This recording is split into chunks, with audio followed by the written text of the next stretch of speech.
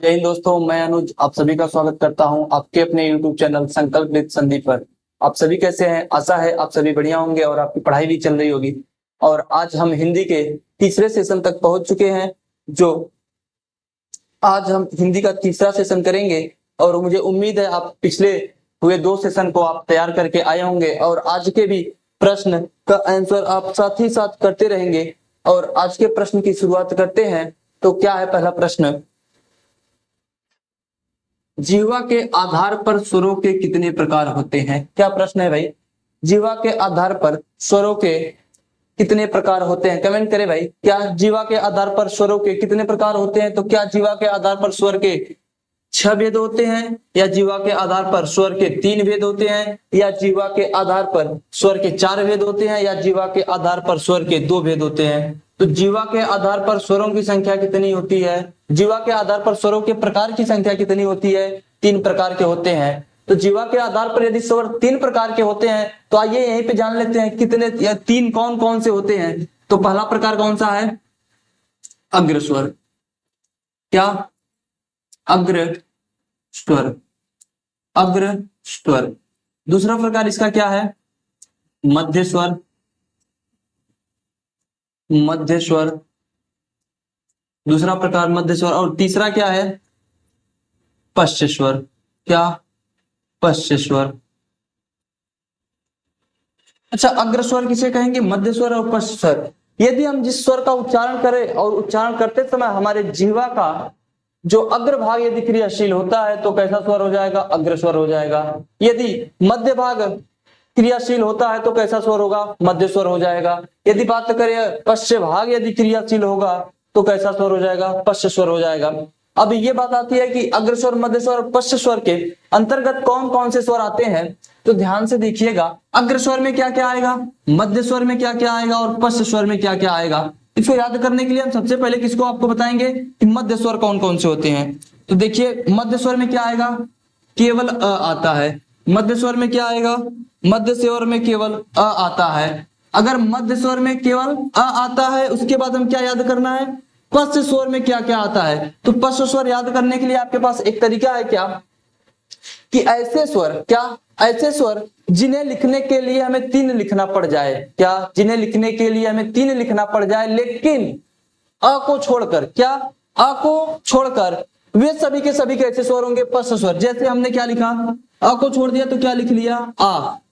अब देखिए, आ को लिखने से पहले हमने 3 लिखा या नहीं? आ के बाद हमने क्या लिख लिया? उ। उ लिखने से पहले हमने 3 लिखना पड़ा या नहीं लिखना पड़ा? उ के बाद दीर्घ उ। दीर्घ उ भी 3 से बना। उसके बाद क्या? ओ बना। उसके बाद क्या बना? औ बना। यानी इन सबको लिखने के लिए हमें क्या लिखना पड़ा? 3। अगर जिसे लिखने के लिए 3 लिखना पड़ जाए लेकिन अ को छोड़कर वे सभी के सभी स्वर क्या होंगे? पश्च स्वर होंगे। वे सभी के सभी स्वर क्या होंगे? पश्च स्वर। लेकिन तब अग्र स्वर में क्या क्या आएगा? इन दोनों को छोड़कर बचे हुए स्वर क्या हो जाएंगे? अग्र स्वर। बच क्या गया? आ ले लिया तो क्या बच गया?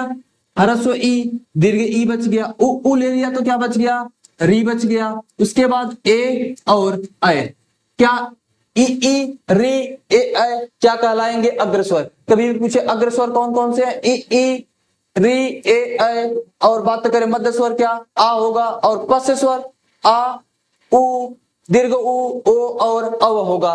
लेकिन कभी कभी प्रश्न कर लेता है क्या ये आगत स्वर कहां पे लिखा जाएगा? तो इस बात को भी ध्यान देना, ये जो आगत स्वर आपका होता है, ये जो आपका आगत स्वर है, आगत स्वर भी पश्च स्वर के अंतर्गत ही आता है। आगत स्वर किसके अंतर्गत आता है? कभी प्रश्न कर ले, आगत स्वर जीवा के आधार पर आगत स्वर को किस वर्ग में रखा जाएगा? तो कौन से वर्ग में रखेंगे हम? पश्च वर्ग में रखेंगे। अगर यहां तक बात समझ में आई तो इसे नोट करें। और अगला प्रश्न, हिंदी स्वर, हिंदी स्वरों का वर्गीकरण जब जीव के भाग के आधार पर किया जाता है तो निम्नलिखित में से कौन सा भेद इसके अंतर्गत नहीं आता है? हिंदी स्वर के ये हिंदी स्वरों का वर्गीकरण किसके आधार पर? जीवा के आधार पर। अगर जीवा के आधार पर करेंगे तो कितने भेद होते हैं? 3 भेद। कौन कौन से? अग्र स्वर, मध्य स्वर और पश्च स्वर। तो इनमें से हमें क्या मिला? अग्र स्वर दिखा, मध्य स्वर दिखा, पश्च स्वर। ये क्या? विवृत है। ये स्वर कैसा है? विवृत स्वर।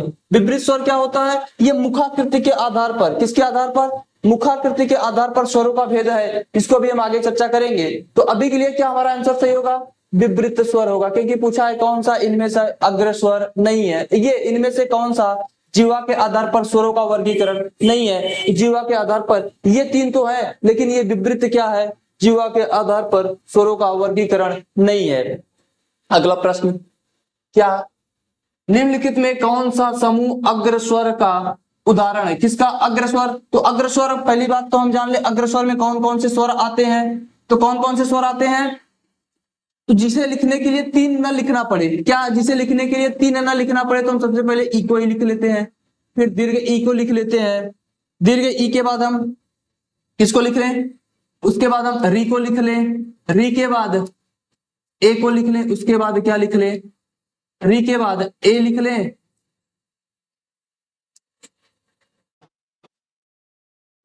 री के बाद ए लिख लें, ए के बाद क्या आई को लिख लें।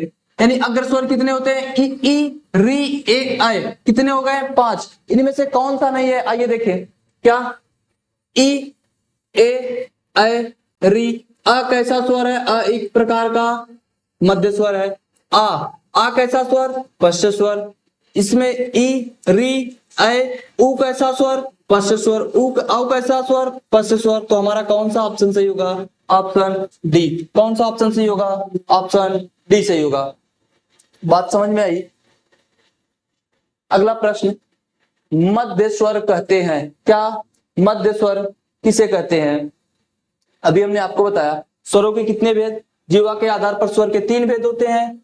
पहला अग्र स्वर, दूसरा क्या मध्य स्वर। मध्य स्वर में केवल एक ही स्वर आता है, कौन सा, मध्य स्वर में क्या केवल एक ही स्वर आता है, कौन सा स्वर आता है, आता है। यानी चौथे का हमारा ऑप्शन क्या सही होगा, ऑप्शन ए सही होगा। मध्य स्वर में केवल एक ही स्वर आते हैं, कौन से, ऑप्शन ए सही था। अगला, निम्नलिखित में से कौन सा समूह पश्च स्वर का उदाहरण नहीं है। यानी पश्च स्वर में याद करें, हमने अभी आपको क्या बताया, पश्च स्वर में क्या क्या आते हैं, आ जाता है, ह्रस्व उ आ जाता है, दीर्घ उ आ जाता है। उसके बाद बात करें ओ आ जाता है, और अगर आगे देखें तो औ आता है, और क्या एक आगत स्वर ये भी आ जाता है। तो काउंट करें भाई, इसमें आ है, उ है, ओ है और अ। लेकिन अ कैसा स्वर है, अ मध्य स्वर है। अ कैसा स्वर है, मध्य स्वर है। ई एक प्रकार का अग्रस्वर है। री अग्रस्वर है। ऑप्शन कौन सा सही, ऑप्शन डी सही है। क्या, ऑप्शन डी सही है। आ उ ओ और ये कैसे स्वर है, एक प्रकार के पश्च स्वर है। कैसे स्वर है, पश्च स्वर है। अगला आंसर, अगला प्रश्न क्या है, मुखाकृति के आधार पर स्वरों के कितने वर्गीकरण किए जा सकते हैं। मुखाकृति के आधार पर स्वर के कितने वर्गीकरण किए जाते हैं, तो मुखाकृति के आधार पर स्वर के 4 वर्गीकरण किए जा सकते हैं। कितने, 4। पहला क्या होगा इसमें, विवृत स्वर। पहला क्या होगा, पहला ही क्या होगा, विवृत स्वर होगा। विवृत स्वर किसे कहते हैं, विवृत स्वर, वे स्वर जिनके उच्चारण करते समय हमारे कैसे मुख क्या हो, लगभग पूरा खुला हो। क्या हो, पूरा खुला हो। यानी लिख सकते हैं मुख कितना खुलेगा, मुख क्या होगा, मुख पूरा खुलेगा, मुख पूरा खुला हो। अर्ध विवृत स्वर, अर्ध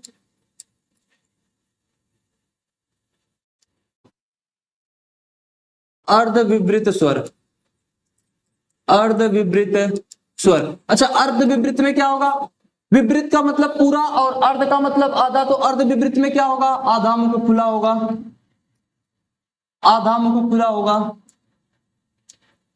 आधा मुख खुला होगा, आधा मुख खुला होगा।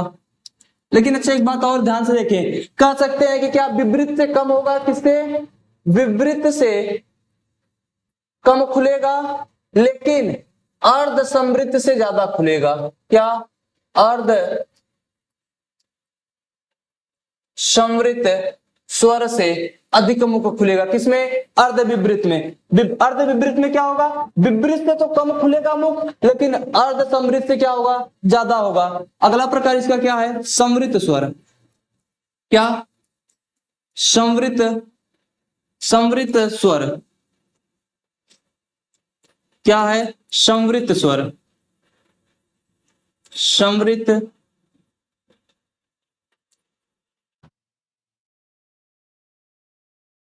संवृत स्वर। संवृत स्वर क्या है? लगभग इसमें क्या होगा? मुंह बंद होगा। क्या? लगभग मुख क्या होगा? इसमें मुख बंद होगा। लगभग मुख क्या होगा? बंद होगा।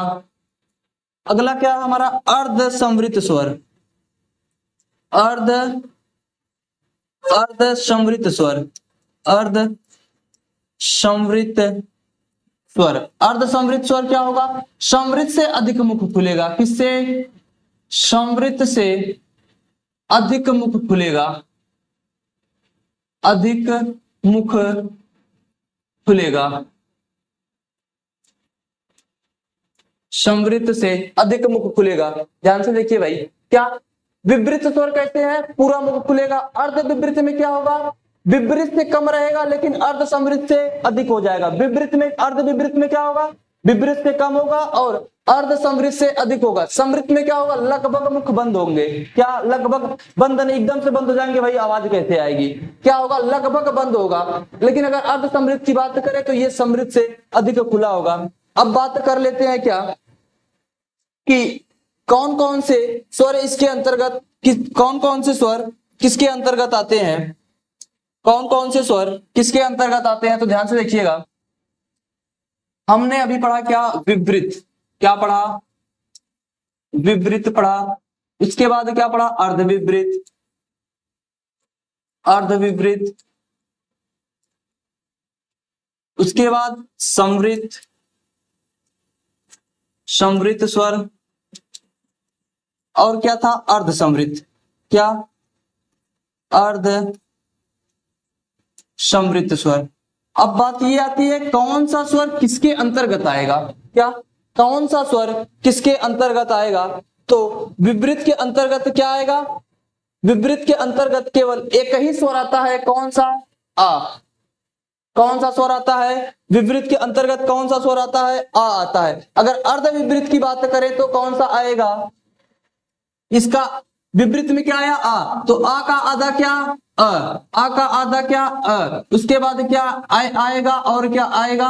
औ। आए और औ। और क्या आएगा? अ के बाद आय आएगा और क्या आएगा? औ आएगा। औ के बाद एक और वर्ण आता है जिसे हम किस नाम से जानते हैं? आगत वर्ण के नाम से। कभी भी प्रश्न करे आगत वर्ण मुखाकृति के आधार पर किस वर्ग में रखा जाएगा, तो आगत वर्ण मुखाकृति के आधार से किस वर्ण में रखा जाएगा? विवृत वर्ग में, अर्ध विवृत वर्ग में रखा जाएगा। अब बात आ जाती है कि संवृत में क्या क्या आएगा और अर्ध संवृत में क्या क्या आएगा। तो संवृत में ई और क्या? उ क्या आएगा? ह्रस्व ई आएगा और क्या? दीर्घ ई आएगा और क्या? ह्रस्व उ आएगा और क्या? दीर्घ उ आएगा। और बाकी बचे हुए सब किसमें आ जाएंगे? अर्ध समृद्ध में। बच कौन सा गया था? ए और ओ। बच क्या गया? ए और ओ। अगर बात समझ में आई है तो नोट करें। क्या विपरीत में क्या आया? केवल आ। अर्ध विपरीत में अ, ए, ए, ओ और आ आया। अर्ध समृद्ध स्वर में क्या आया? ह्रस्व ई, दीर्घ ई, उ और क्या? दीर्घ उ आया, ह्रस्व उ आया। अर्ध समृद्ध में क्या आया? ए और ओ आया। आगे चलते हैं अगले प्रश्न पे। अर्ध विपरीत स्वर कहते हैं क्या? अर्ध विपरीत स्वर कौन कौन से होते हैं? अर्ध विपरीत स्वर क्या होता है? तो सबसे पहली बात अ, उसके बाद क्या? आए, उसके बाद आओ और क्या आएगा? आगत स्वर। क्या आएगा? आगत स्वर। आइए देखते हैं क्या दिया इसमें। उ कैसा स्वर है? आए, क्या ऐ सही है इसका? ए सही है या इसका आ क्या है? आ तो एक प्रकार का विपरीत स्वर है। आ क्या है? विपरीत स्वर है। एक ऐसा है अर्ध समृद्ध स्वर है। एक ऐसा है अर्ध समृद्ध स्वर है। ए क्या है? अर्ध समृद्ध स्वर है। ऐ की बात करें तो ऐ क्या है? अर्ध विपरीत स्वर है। उ, दीर्घ उ क्या है? समृद्ध स्वर है। दीर्घ उ क्या है? समृद्ध स्वर है। दीर्घ उ क्या है? समृद्ध स्वर है। आ क्या? आ कैसा स्वर है? विपरीत स्वर है। ए कैसा स्वर है? अर्ध समृद्ध स्वर है। अ कैसा स्वर है? तो अर्ध अय विपरीत है। इसका ऑप्शन क्या होगा? सही सी होगा। अगर डी की बात करें उ ह्रस्व ए दीर्घ उ कैसा स्वर है? दीर्घ उ समृद्ध स्वर है। दीर्घ उ क्या है? समृद्ध स्वर है। प्रश्न क्या है? भाषा विज्ञान की दृष्टि से उ किस प्रकार का स्वर है? क्या उ पश्च समृद्ध स्वर है? उ अग्र समृद्ध स्वर है? उ पश्च विवृत स्वर है? उ अग्र समृद्ध स्वर है? अच्छा ये बताइए पहले, उ अग्र स्वर है या मध्य स्वर है या पश्च स्वर है? तो ध्यान से देखिएगा, उ कैसा स्वर है? उ एक प्रकार का पश्च स्वर है। उ क्या है? पश्च स्वर है। तो जिसमें अग्र है वो गलत हो गया, ये नहीं हो सकता, ये नहीं हो सकता। बचा क्या? पश्च विवृत और पश्च समृद्ध। क्या बच गया? पश्च विवृत और पश्च समृद्ध। तो ध्यान देना, विवृत में केवल एक ही आता है। क्या? विवृत में केवल आ आता है। तो बच क्या गया हमारे पास? पश्च समृद्ध स्वर। ऑप्शन क्या सही होगा? ऑप्शन ए सही होगा, पश्च समृद्ध स्वर। अगला प्रश्न, इनमें से समृद्ध स्वर कौन सा है? समृद्ध स्वर कौन कौन से होते हैं? समृद्ध स्वर की संख्या कौन कौन सी? 4 होती है। ह्रस्व ई, दीर्घ ई, ह्रस्व उ और क्या? दीर्घ उ। ह्रस्व ई, दीर्घ ई, ह्रस्व उ और दीर्घ उ। आइए क्या दिया है? ओ। ओ कैसा स्वर है? ओ कैसा स्वर है? तो ओ की बात करें तो पहले हम अपने आंसर की देख लेते हैं। क्या ह्रस्व ई कैसा स्वर है? एक प्रकार का समृद्ध स्वर है। ओ क्या है? आ क्या है? आ क्या है? आ सबको पता है क्या है? अर्ध विवृत स्वर है। आ क्या है? अर्ध विवृत, अर्ध विवृत स्वर है। और ये औ क्या है? औ भी कैसा है? अर्ध विवृत स्वर है। अर्ध विवृत स्वर है। और ओ क्या है? अर्ध समृद्ध स्वर है। ओ क्या है? अर्ध समृद्ध स्वर है। वो क्या है? अर्ध समृद्ध स्वर है। अगला प्रश्न आपका, निम्नलिखित में से कौन सा समूह समृद्ध स्वर है? कमेंट करें भाई, क्या कौन सा समूह समृद्ध स्वर का उदाहरण है? तो हम आपको बता दें क्या समृद्ध स्वर में कौन कौन से आते हैं। समृद्ध स्वर में क्या? ह्रस्व ई, दीर्घ ई, ह्रस्व उ और क्या? दीर्घ उ। और क्या आता है? री आता है। और क्या आता है? री आता है। किसमें दिख रहा है भाई? Option D. क्या ऑप्शन डी में क्या है? एकदम सही है, ह्रस्व ई, दीर्घ ई, री और ह्रस्व उ और दीर्घ उ। अगला प्रश्न, निम्नलिखित में से कौन सा आगत स्वर है? अभी हमने आपको बताया आगत स्वर कौन सा होता है? आ। कभी भी अगर ये पूछ ले क्या आगत स्वर कहां प्रयोग होते हैं, तो ये आगत स्वर का प्रयोग प्रायः कहां पे होता है? प्रायः कहां पे होता है? तो अंग्रेजी के वर्णों, अंग्रेजी के शब्दों पर होता है। कहां पे? अंग्रेजी के शब्दों में होता है। निम्नलिखित में से कौन सा आगत स्वर है? तो कौन सा आगत स्वर है? आगत स्वर क्या होता है? आ। ऊपर क्या? अर्धचंद्र बिंदु। निम्नलिखित में से कौन जिनकी ध्वनि केवल मुख से निकलती है वे क्या कहलाते हैं? जिनकी ध्वनि केवल मुख से निकलती है वे क्या कहलाते हैं? पहली क्लास में जब हम आए थे तो वो उसमें यही प्रश्न हम छोड़ के गए थे कि आप कमेंट करेंगे, जिनकी ध्वनि केवल मुख से निकलती है उन्हें क्या कह देते हैं? निर्नुनासिक स्वर। क्या कह देते हैं? निर्नुनासिक स्वर। जिनकी ध्वनि केवल मुख से निकलती है वे क्या कहलाते हैं? निर्नुनासिक स्वर। वृत्ताकार स्वर क्या होते हैं? वे स्वर, क्या वे स्वर जिनका उच्चारण करते समय, जिनका उच्चारण करते समय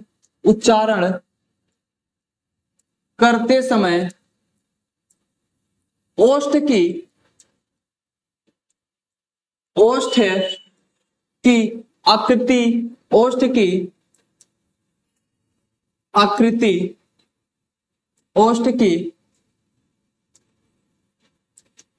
की आकृति क्या बनाए? गोल हो जाए। ओष्ठ की आकृति कैसी हो जाए? गोल हो जाए। कौन कौन से स्वर होते हैं? 4 होते हैं, ह्रस्व उ, दीर्घ उ, ओ और कौन सा एक होता है? अव होता है। कौन सा? अव। बात कर ले समृद्ध स्वर, तो अभी हमने आपको बताया समृद्ध स्वर कौन कौन से होते हैं? ह्रस्व ई, दीर्घ ई, ह्रस्व उ और क्या? दीर्घ उ। ह्रस्व ई समृद्ध स्वर क्या?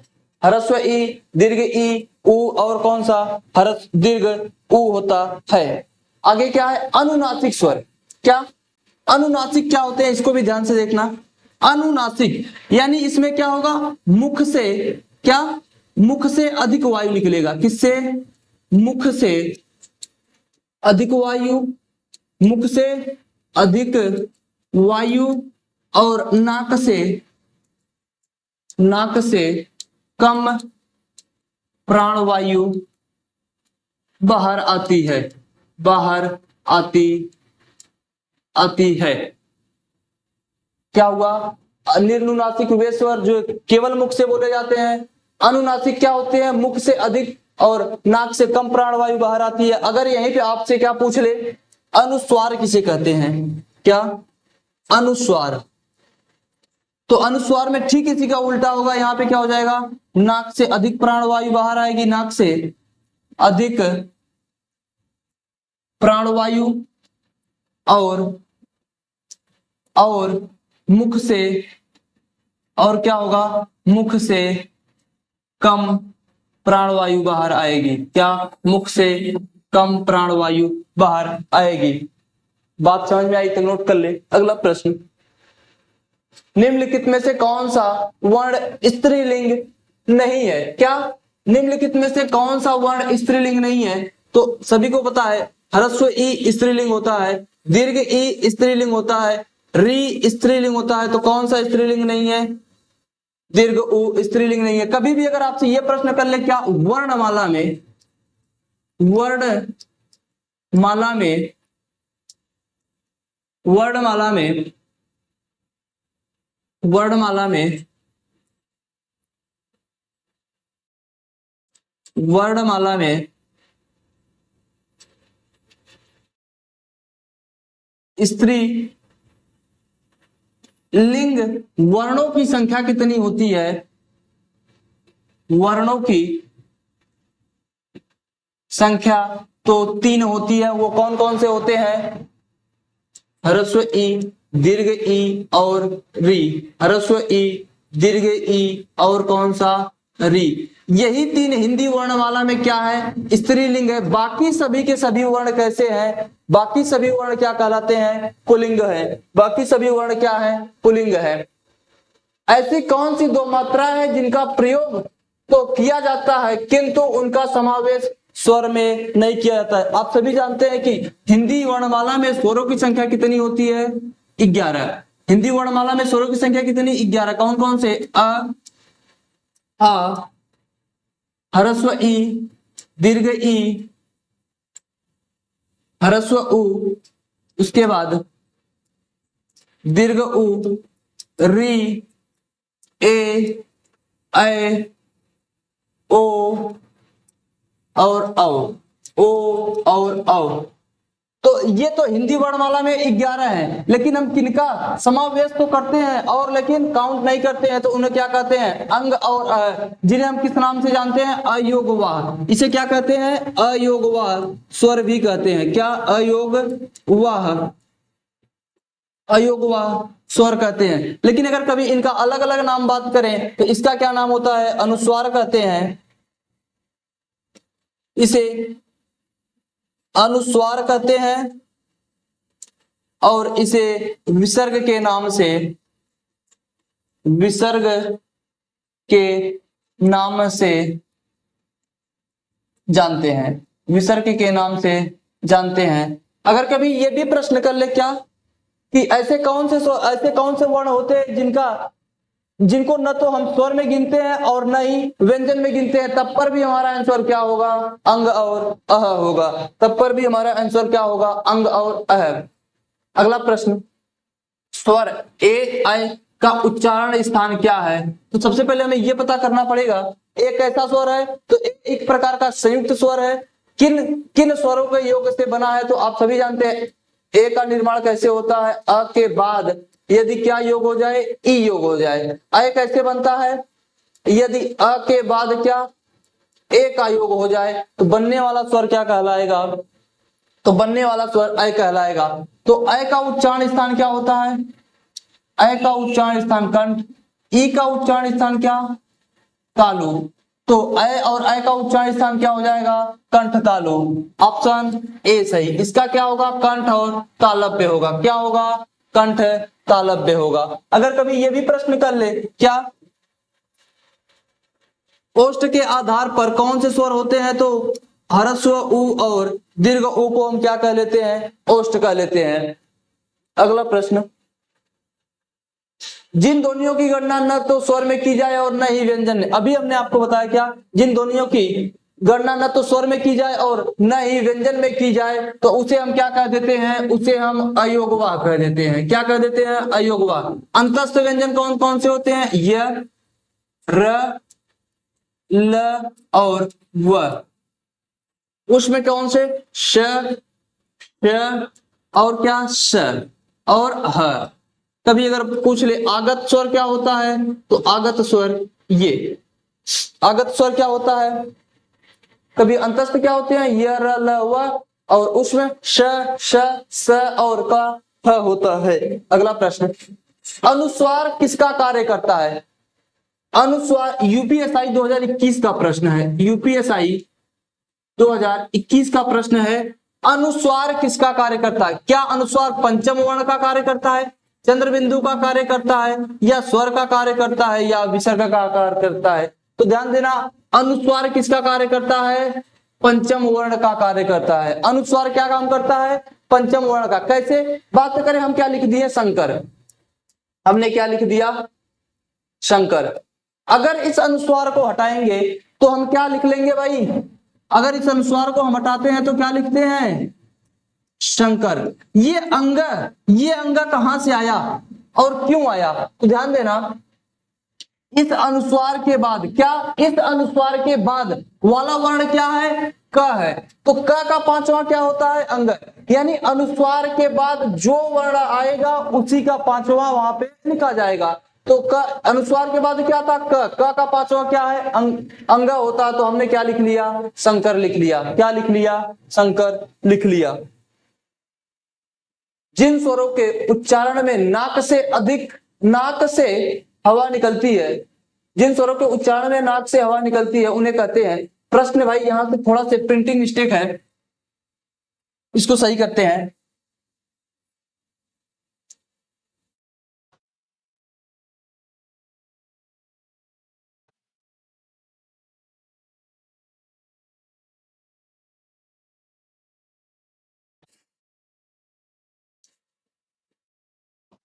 नाक से अधिक प्राण वायु निकले और मुख से कम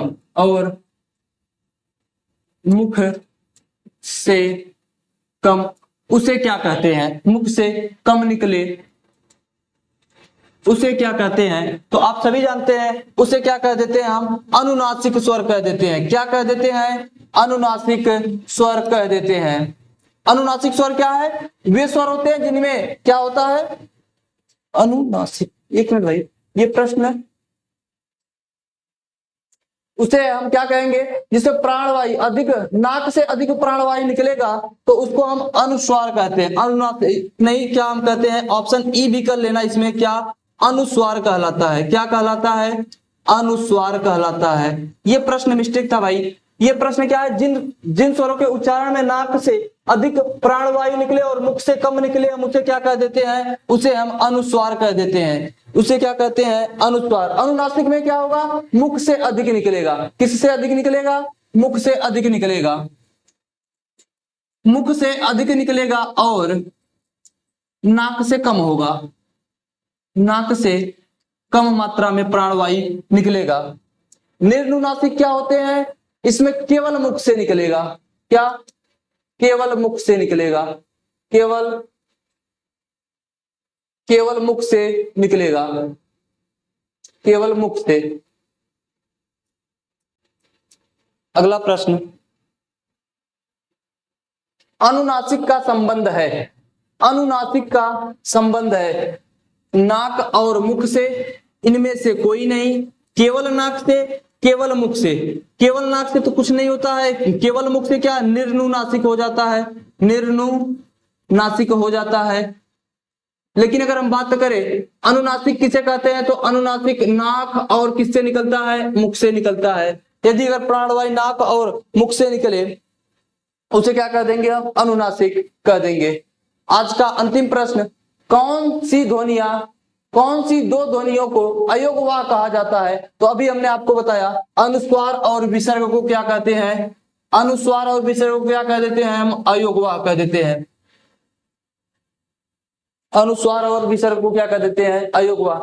आज का गृह कार्य क्या है, अमानक वर्ण किसे कहते हैं? आप इसे कमेंट में जरूर पिन करें, जरूर उत्तर देंगे इसका। और बाकी मिलते हैं कल। आज के लिए इतना ही। थैंक यू, धन्यवाद, जय हिंद।